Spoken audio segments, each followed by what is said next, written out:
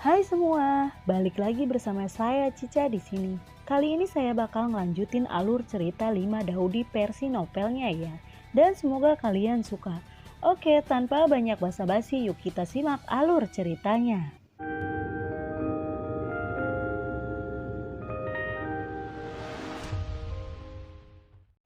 Di cerita sebelumnya, keinginan Xiaoyan untuk membeli batu giok jiwa sirna seketika. Setelah giok jiwa terjual dengan 30 batu roh sumber, mereka mendapatkan berita dari pelelangan itu bahwa pedang Kaisar Kuno Tuosi yang dapat membuka makam Kaisar Kuno akan keluar. Lokasinya berada di kota Dosa. Kaisar Kuno Tuosi adalah kaisar pertempuran terakhir di benua Dauki sejak zaman kuno sebelum Kaisar Xiaoyan dan Hun Tiandi menjadi kaisar. Mungkinkah Kaisar Tuosi kuno juga memasuki benua Qi asal melalui dimensi lain? Jika tidak, ketika energi di benua Qi asal mendengar Kaisar kuno Tuosi, mengapa mereka begitu terguncang? Tapi Xiaoyan, Hun Tiandi, dan yang lainnya pernah menemukan tempat Kaisar kuno di dunia magma bawah tanah, Universitas Sanaan.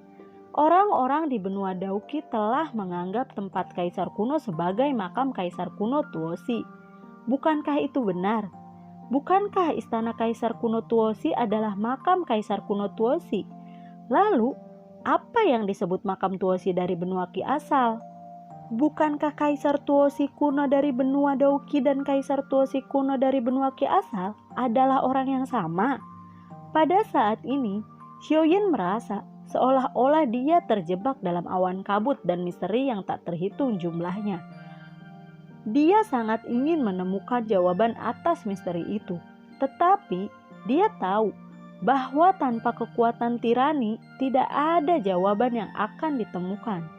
Karena itu, dia ingin meningkatkan kekuatannya lebih dari sebelumnya. Berita itu seperti blockbuster, menyebabkan penonton mendidih. Kerumunan tidak bisa lagi diam dan meninggalkan tempat duduk mereka satu demi satu. Mereka ingin mengirimkan berita sesegera mungkin. Xiaoyan mengajak Bixin dan bergegas meninggalkan gedung Wushang, lalu kembali ke penginapan. Di sana, dia mencoba untuk menenangkan diri. Kemarahan dan dorongan hati tidak dapat menyelesaikan apapun. Dia masih memiliki banyak hal untuk dilakukan sekarang. Giok jiwa Shun-er, aku pasti akan mendapatkannya karena aku tidak bisa mendapatkannya di pelelangan, pemikiran Xiaoyan saat ini. Saat memperbaiki hati yang diberikan Bingxin kepada Xiaoyan, kekuatan jiwanya sekarang cukup besar.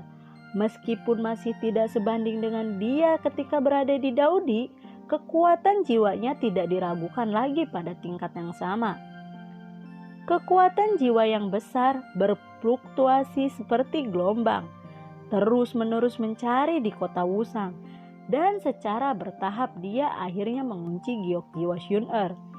Dia dan batu giok jiwa awalnya dapat berinteraksi satu sama lain, tetapi sesuatu terjadi kemudian yang menyebabkan induksi ini menjadi sangat lemah.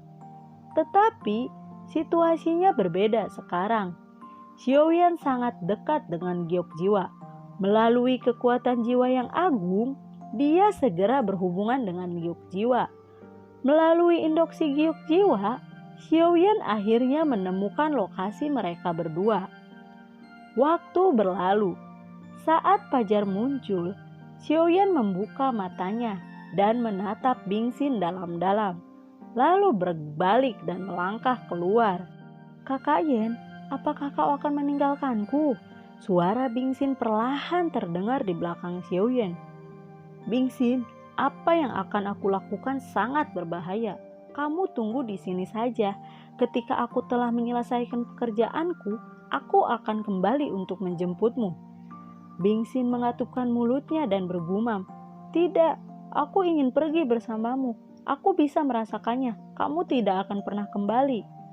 Meskipun Bingxin masih muda, dia telah ada di zaman kuno dan pikirannya jauh lebih dewasa daripada gadis-gadis seusianya.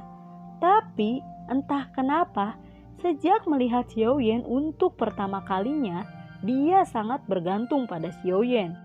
Xiaoyan menggelengkan kepalanya tanpa daya dan menghela napas. Kamu benar-benar tidak dapat membantuku. Kamu bisa mengikutiku. Tetapi ketika kamu sampai di sana, kamu harus mendengarkanku. Baiklah saudara Yan, aku akan mendengarkanmu. Mata Bingxin berkedip dengan senyum di wajahnya. Belum terlambat, ayo kita pergi. Begitu suara itu jatuh, sosok Xiaoyan dan Bingxin menghilang. Kerajaan Tang terletak di bagian timur benua Yuangqi dengan wilayah yang sangat luas, terhitung hampir setengah dari wilayah benua timur. Benua timur awalnya dibagi oleh para pahlawan dengan banyak negara kecil, tetapi setelah bertahun-tahun dianeksasi oleh Kekaisaran Tang, Tang secara bertahap menyatukan negara-negara kecil ini dan membentuk negara adidaya yang kuat. Kekaisaran Tang dikelilingi oleh laut di 3 sisi dan hanya bagian barat yang terhubung ke dunia luar oleh daerah prasejarah. Alasan mengapa disebut kawasan hutan belantara adalah karena terdapat hutan yang masih alami, pegunungan yang masih alami, dan hamparan gurun yang sangat luas. Dan kota Wusang kebetulan berada di bagian barat kekaisaran. Dan itu adalah kota paling makmur di bagian barat kekaisaran. Medan di dekat kota Wuxiang juga cukup aneh, dengan banyak bukit dan tanaman hijau subur, puncak yang aneh, dan beberapa hutan kecil yang tersebar di antara puncaknya, membuat tanah ini cukup misterius. Di jalan pegunungan yang panjang dan sempit, 2 bayangan gelap berjalan perlahan, melihat puncak di kedua sisi dari waktu ke waktu. Mereka sepenuhnya mampu terbang di udara, tetapi mereka tidak melakukan itu. Karena sejak mereka keluar dari kota Wusang, mereka merasa bahwa mereka diikuti oleh beberapa aura tirani pada saat yang sama. Di balik gunung, sosok keduanya tiba-tiba berhenti dan melihat batu di kejauhan. Di sana, duduk seorang gadis berpakaian merah dengan penampilan yang bagus dan sosok yang ramping. Kepang kalajengking hitam dan cerah secara alami tergantung di pinggangnya, dan kaki kecilnya tergantung santai di bawah batu. Ada senyum polos di pipinya yang halus. Tentu saja mereka berdua tidak akan takut pada seorang gadis kecil. Tetapi seorang gadis kecil tiba-tiba muncul di pegunungan liar yang membuat mereka merasa sedikit aneh. Gadis, bagaimana kamu bisa sendirian di bukit dan gunung yang tandus ini? Salah satu dari mereka bertanya dengan aneh. Gadis itu mengangkat kepalanya untuk melihat mereka berdua dengan senyum yang lebih tebal di wajahnya dan berkata, "Aku menunggumu." Keduanya saling memandang. Setelah itu, salah satu dari mereka tegas berkata, "Menunggu kita, apa yang kamu tunggu?" Gadis berbaju merah tersenyum dan berkata, "Aku mendengar bahwa kalian telah memperoleh banyak barang di pelelangan. Aku ingin meminta beberapa untuk bersenang-senang." Jiji itu benar-benar datang untuk merebut harta kita, dan itu masalahnya. Jangan salahkan aku jika kamu kalah. Salah satu pria berjubah melambaikan jubahnya, dan kekuatan yang kuat keluar dan meledak ke arah gadis itu. Gadis itu menekan tangan kanannya di atas batu, dan seluruh orang itu naik ke udara. Dengan ledakan, batu itu segera berubah menjadi bubuk, terbang ke seluruh langit. Xiaoyan merangkak di balik batu di tengah gunung, tidak bergerak. Dengan tatapan tajam, dia melihat sekeliling untuk sementara waktu dan menemukan bahwa ada banyak orang kuat yang bersembunyi di sekitarnya. Dari sudut pandang Xiaoyan, dia hanya bisa melihat Raja Panas, Liu Xiaohui, duduk di atas batu di puncak gunung. Melihat ke bawah, pada segala sesuatu di bawah ini, Xiaoyan mengerutkan keningnya. Ada begitu banyak orang kuat di sini. Tampaknya tidak mudah untuk mendapatkan kembali giok jiwa hari ini. Kedua pria berjubah hitam itu tiba-tiba merasa seperti ada hantu di atas tubuh mereka, dan kabut hitam tebal menyembur keluar dari tubuh mereka, menyelimuti mereka dalam sekejap. Pada saat ini, tidak ada dua pria berjubah hitam yang terlihat. Dari kejauhan hanya terlihat dua kelompok kabut hitam. Dua kabut hitam berubah menjadi dua cahaya hitam dan bergegas ke gadis berpakaian merah di udara. Menghadapi dua kabut hitam yang masuk, kulit gadis berpakaian merah itu sedikit berubah. Tetapi dia dengan cepat menjadi tenang, mengarahkan tangan kanannya ke depan dan berteriak, "Pergi!" Segera setelah teriakan itu jatuh, udara berputar, dan di samping gadis itu dua lelaki tua, satu gemuk dan satu kurus keluar dari udara tipis menyambut dua kabut hitam. Begitu kedua pihak bersentuhan, roh hantu itu melonjak, menutupi kedua lelaki tua itu dalam kabut hitam. Suara Xiao Lei bergema di langit, dan suara tabrakan energi yang hebat bergema di antara langit dan bumi. Riak energi yang menakutkan, gelombang demi gelombang menyebabkan pegunungan di sekitarnya runtuh dan retak. Dua pria berbaju hitam dan dua tetua gemuk dan kurus sama-sama kuat di tingkat Daojong. Betapa sengitnya pertempuran antara yang kuat di tingkat Daojong. Pertempuran itu begitu gelap. Gunung-gunung dan sungai berubah warna. Melihat pertempuran di langit, Xiaoyan memikirkan orang-orang di Istana Jiwa. Metode pertempuran orang-orang Istana Jiwa sangat mirip dengan dua orang di depannya. Tetapi mereka berbeda. Saya merasa bahwa orang-orang di depan saya ini bahkan lebih berbahaya daripada mereka yang ada di Istana Jiwa. "Ah!" jeritan terdengar. Dan lelaki tua gemuk itu terbang keluar dari kabut hitam. Pada saat ini, dia terlihat sangat malu. Seluruh tubuhnya berlumuran darah dan ada lubang darah di dadanya. Dan darah dimuntahkan seperti mata air. Gadis berbaju merah terbang ke pria tua gemuk dan berteriak, "Kakek Luo!" Pria tua gemuk itu berteriak, "Pergi, mereka bukan manusia." Awan kabut dan hitam menyembur keluar menembak pria tua gemuk itu. Pria tua gemuk itu tiba-tiba mendorong gadis berbaju merah. Dan dorongan ini membuat gadis berbaju merah itu menjauh. Pria tua gemuk itu meraung dan bergegas ke kabut hitam lagi. Kabut hitam menutupi langit dan mengaburkan matahari seperti serigala mengerikan. Dan suara energi yang bertabrakan seperti guntur terus terdengar dari kabut hitam. Duh! Suara keras meletus di langit dan seluruh dunia tampak bergetar. Ada dua jeritan di kabut hitam dan kemudian kembali hening. Pertempuran antara 4 master sekte pertempuran berakhir dengan cara ini. Hasil pertempuran itu jelas terlihat. Kedua lelaki tua itu kalah. Gadis berpakaian merah menahan kesedihannya, menatap Heiwu dengan kejam, lalu melebarkan sayap dendamnya dan melarikan diri ke kejauhan. Mau lari? Tidak semudah itu. Ada tawa dingin di kabut hitam, dan kemudian gadis berbaju merah terkejut menemukan bahwa tubuhnya tidak lagi bisa bergerak dan dipenjara di langit. Kekuatan memanipulasi ruang adalah simbol yang kuat dalam sekte pertempuran. Awan kabut hitam meledak ke arah gadis itu. Gadis merah itu sangat putus asa, sehingga dia menutup matanya. Dua aliran cahaya bergegas menjauh dari gunung pada saat yang bersamaan. Sebelum orang-orang tiba, mereka berdua meledakkan pukulan mereka dan meledakkan kabut hitam ke dalam kehampaan. Keduanya adalah Liu Xiaohui dan Xiaoyan. Liu Xiaohui dengan rambut panjang menyala terbakar seperti bola api, tampak sangat mempesona.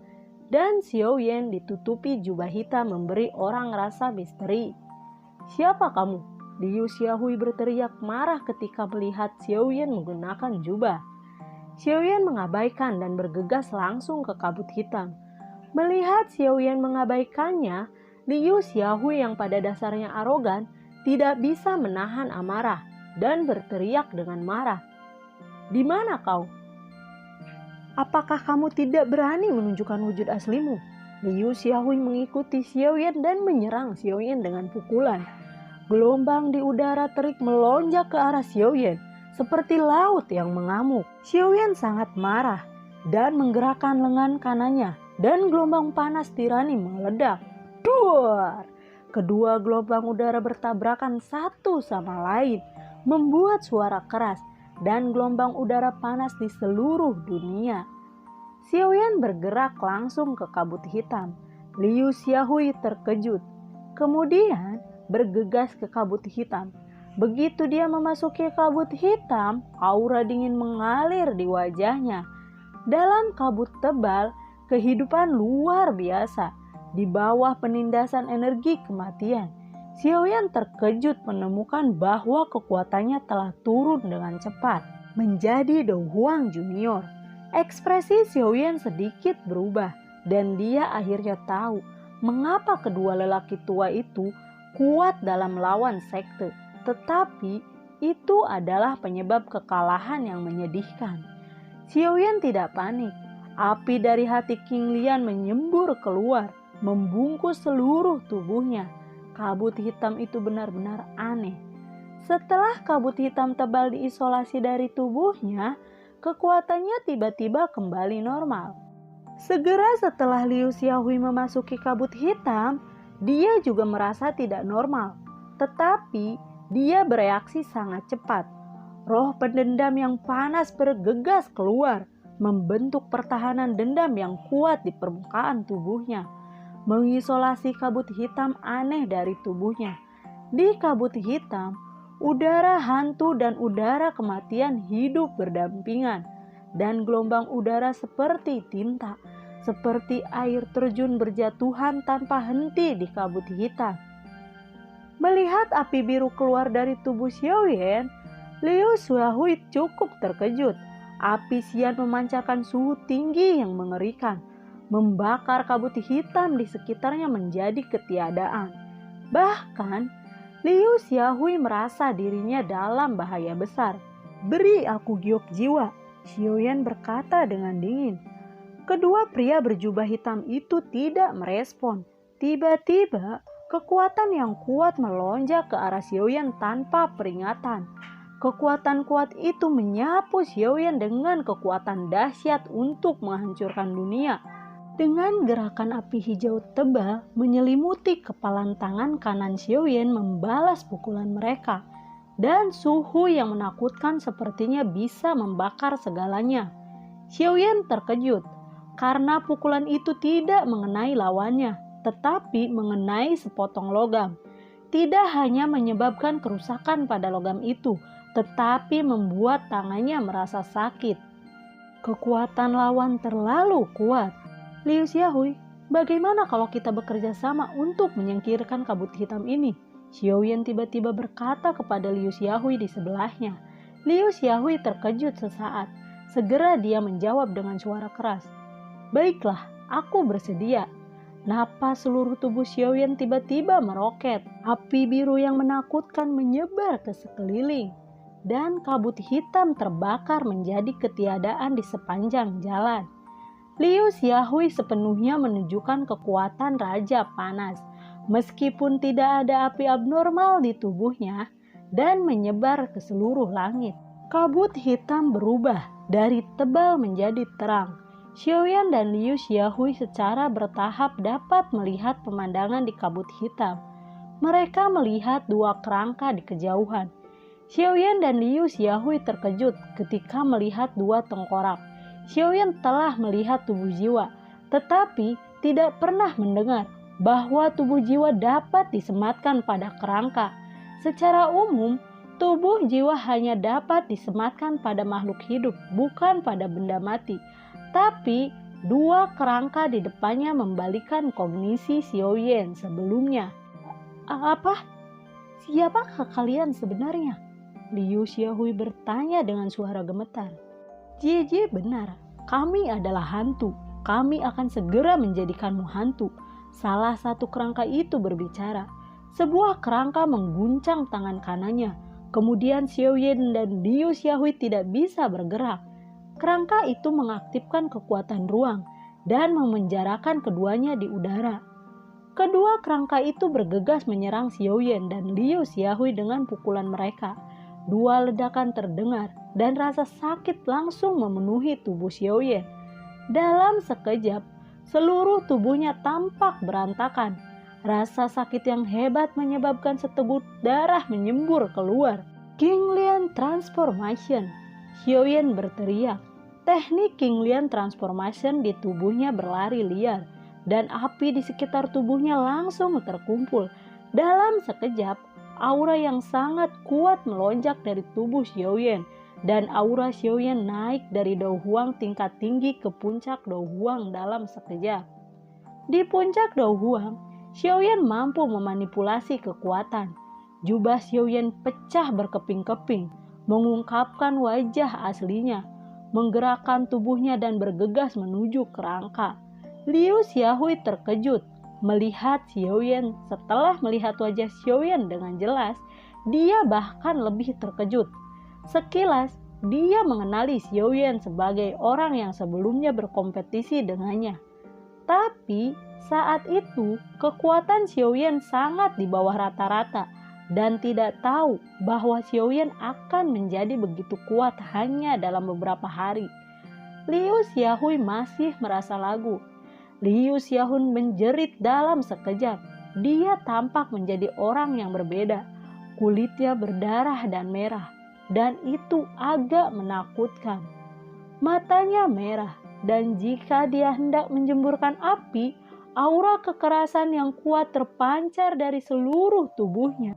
Liu Xiaohui bergegas menuju kerangka seperti dewa api. Dalam kabut hitam, pertempuran yang mengerikan pecah. Kedua kerangka itu tidak beruntung. Kabut hitam mereka dipadatkan oleh udara yin yang berguna bagi kebanyakan orang kuat. Namun, lawan mereka adalah dua orang yang mempraktikkan teknik atribut api. Mereka tertahan, sehingga mereka tidak bisa melawan. Dalam situasi tersebut, kemenangan secara bertahap beralih ke sisi Xiaoyan. Dus! Tinju Xiaoyan bercampur dengan api Xian menghantam kerangka dengan keras. Tinju ini dapat membuka gunung dan batu, tetapi tidak menyebabkan banyak kerusakan pada kerangka. Di mana giok jiwa? Xiaoyan bertanya dengan ekspresi dingin di wajahnya. Aku ingin giok jiwa, kecuali aku mati. Kerangka itu berkata dengan sangat tegas, dan ada rasa dendam yang kuat dalam suaranya. Kalau begitu, pergi dan matilah. Wajah Xiaoyan menunjukkan darah yang ganas mengalir kembali, dan seteguk darah dipaksa keluar olehnya, disemprotkan ke tinjunya. Melihat adegan ini, kerangka itu tidak lagi ingin bertarung dan dengan cepat mundur. Xiaoyan meningkatkan kecepatannya dan mengejar kerangka itu. Dalam beberapa napas, Xiaoyan menyusul kerangka itu dan tinjunya yang berlumuran darah meledak dengan marah, membenturkan keras ke punggung kerangka itu. Lalu, bagaimanakah kelanjutan ceritanya? Nantikan video Cica selanjutnya ya. Bagi kalian yang suka akan alur cerita yang Cica bawain, kalian bisa like, share ke teman-teman kalian ya. Cica ucapin terima kasih juga buat kalian yang sudah mensupport Cica lewat link Saweria di bawah kolom deskripsi. Dan semoga sehat selalu ya buat kalian. Cica mohon pamit dan assalamualaikum. Dadah.